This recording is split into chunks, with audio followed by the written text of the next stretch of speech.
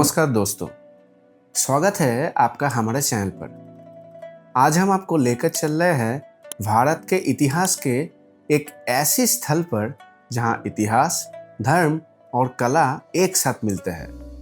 Archaeological museum Sarnath. Sarnath वही पवित्र भूमि है जहां भगवान बुद्ध ने अपने ज्ञान प्राप्त करने के बाद पहली बार धर्म चक्र प्रवर्तन किया था और इसी जगह पर स्थित है यह प्रसिद्ध संग्रहालय है। आर्कियोलॉजिकल म्यूजियम सारनाथ का निर्माण 1910 में हुआ था। यह भारत का सबसे पुराना पुरातात्विक संग्रहालय माना जाता है।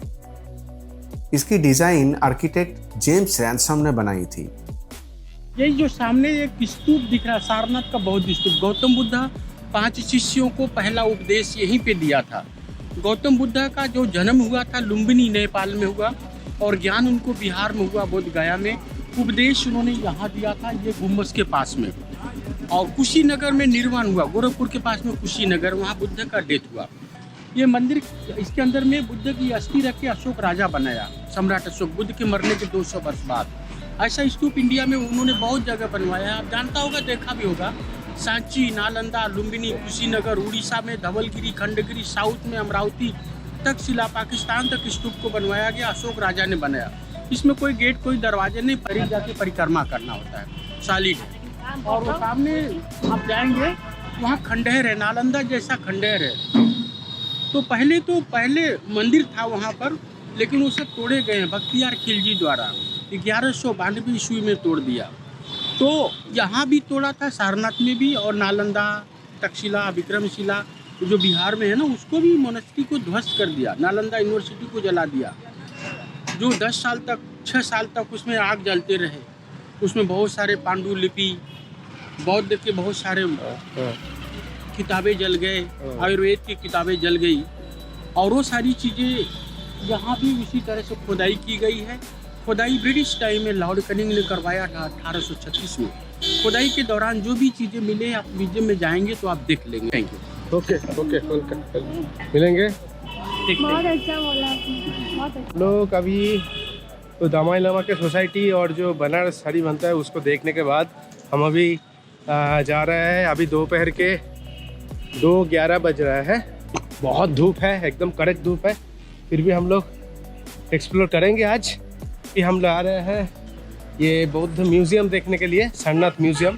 उसके अंदर जो है एक बार दिखाने वाले हैं आपको। और इधर गाइड है, अंदर जाना अलाउड नहीं है, तो गाइड से हम लोग जान लिए कि कैसे कैसे जाना बाहर, तो उसके साथ में उधर आपको दिखाएंगे। ये मैं अभी खड़ा हूँ, मेरे पीछे जो है वो टिकट काउंटर है। ये सारनाथ म्यूज़ियम का जो टोटल दोनों हिस्से में बटा है। दो हिस्से का प्राइस है, एक का 5 रुपीज़ पर पर्सन और एक का प्राइस है 25 रुपीज़ पर पर्सन। तो अगर आप 1 पर्सन तो किसी पर्सन जा रहे हो तो हर एक पर्सन का 25 + 5 30 रुपये का कॉम्बो टिकट काट लीजिएगा पर पर्सन का। मेरे हिसाब से मेरे पास 4 पर्सन है, तो मैं 120 रुपये का टोटल कॉम्बो टिकट खरीदा, जिसमें पूरा सारनाथ म्यूज़ियम का जो भी चीज़ है सभी घूम सकते हो। तो इधर ये टिकट प्राइस लिखा हुआ है, मैं आपको एक दिखा देता हूँ।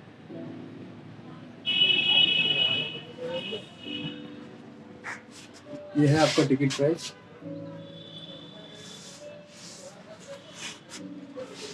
और एक इम्पोर्टेंट चीज़ आपको बताना चाहता हूँ, अगर आप म्यूज़ियम घूमने आ रहे हैं तो फ्राइडे यानी कि शुक्रवार का दिन आप नहीं आएगा, बिकॉज शुक्रवार का दिन ये जो म्यूज़ियम है सारनाथ म्यूज़ियम वो क्लोज रहता है। टिकट काउंटर के टिकट करने के बाद इधर से आपको पीछे देख रहे ऐसे एंट्री करना पड़ता है। और एंट्री करने के बाद इधर जो पीछे देख रहा है, इधर से आपको वेरिफिकेशन होता है। जो पीछे देख रहे हैं इधर से पूरा वेरिफिकेशन होके, टिकट वेरिफिकेशन होके उसके बाद आपको अंदर आने दे सकते हैं। ये अंदर के व्यू को मैं पूरा दिखा देता हूँ एक बार। बहुत ही ग्रीनरीज है। म्यूजियम में पंच गैलरी और 2 वेरांडा है, जहां अलग अलग युग के अवशेष रखे गए हैं। म्यूजियम की सबसे मशहूर वस्तु है अशोका लायन कैपिटल, जिसे हम सिंह स्तंभ भी कहते हैं। 4 शेर एक साथ खड़े हैं और नीचे चक्र और अश्व की आकृति बनी है। यही आज भारत का राष्ट्रीय चिन्ह है। यहाँ गुप्त काल की प्राचीन बुद्ध मूर्तियां हैं जो शांति और ध्यान का प्रतीक है। इन्हें देखकर लगता है जैसे आप स्वयं उनके सामने बैठकर ध्यान कर रहे हैं। बोधिसत्व, अवलोकटेश्वरा, तारा और अन्य प्रतिमाएं भी यहाँ प्रदर्शित है, जो प्राचीन कला की अद्भुत कला कुशलता को दिखाती है।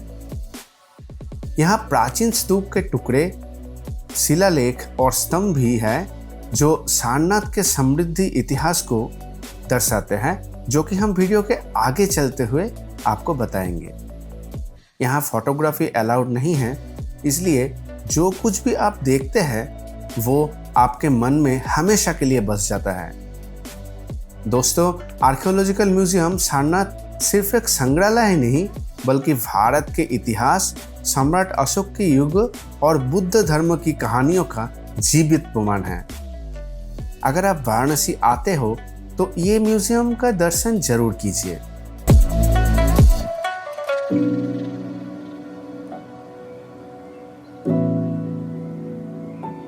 अभी हम आपको लेकर चल रहे हैं एक ऐसी ऐतिहासिक स्थल पर जो सिर्फ सारनाथ ही नहीं, बल्कि पूरे विश्व के लिए एक पवित्र धरोहर है, धामेक स्तूपा। यही वही जगह है जहां भगवान बुद्ध ने अपने ज्ञान प्राप्त करने के बाद पहली बार धर्म चक्र प्रवर्तन किया था। धामेक स्तूप का निर्माण पहली बार सम्राट अशोक ने 3rd सेंचुरी बिफोर क्रिस्ट में करवाया था। बाद में ये स्तूप को गुप्ता काल में और भी विशाल बनाया गया। ये स्तूप गोलाकार है, जिसके नीचे का हिस्सा स्टोन ब्लॉक से बना है और ऊपर का हिस्सा ईंट से। इसकी ऊंचाई लगभग 43 मीटर है और व्यास 28 मीटर के करीब। स्टोन के हिस्सों पर आप अभी भी सुंदर जियोमेट्रिक डिजाइन और फूलों के नक्शा देख सकते हैं, जो प्राचीन भारत की शिल्प कला का उदाहरण है। धामेक स्तूप को बुद्ध धर्म के सबसे महान तीर्थ स्थलों में से एक माना जाता है।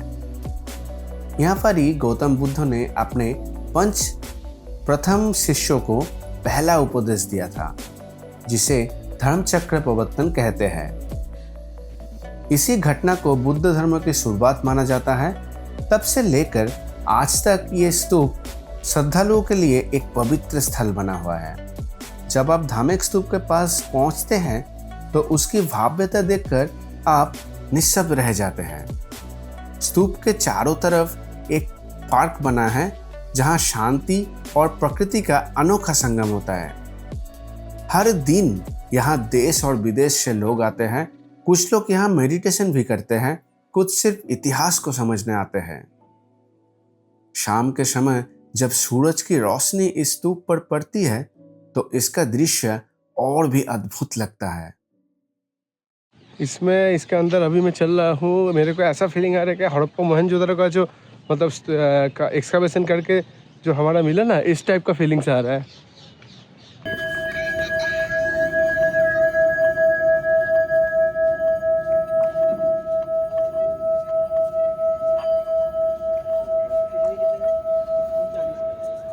दोस्तों, धामेक स्तूप सिर्फ पत्थरों का एक स्तूप नहीं है, बल्कि ये है मानव सभ्यता का एक जीवंत कथा। ये हमें शांति, करुणा और ज्ञान का संदेश देता है। अगर आप वाराणसी या सारनाथ आते हैं तो धामेक स्तूप का दर्शन जरूर कीजिए। ये अनुभव आपको हमेशा याद रहेगा।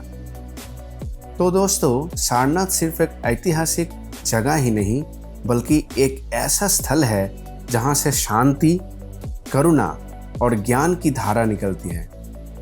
यहाँ के स्तूप्स, मंदिर और म्यूजियम हमें भारत के समृद्धि, इतिहास और बुद्ध के उपदेश के याद दिलाते हैं। अगर आप वाराणसी आते हैं तो सारनाथ का दर्शन जरूर कीजिए। ये अनुभव आपको हमेशा याद रहेगा। कमेंट करके आप जरूर बताइए कि वाराणसी का कौन सा पहलू है जो आपको मन को छू गया। अगर आपको ये वीडियो पसंद आई तो इसे लाइक कीजिए, शेयर कीजिए दोस्तों के साथ और हमारे चैनल को सब्सक्राइब करना ना भूलिए। धन्यवाद। जय हिंद, वंदे मातरम।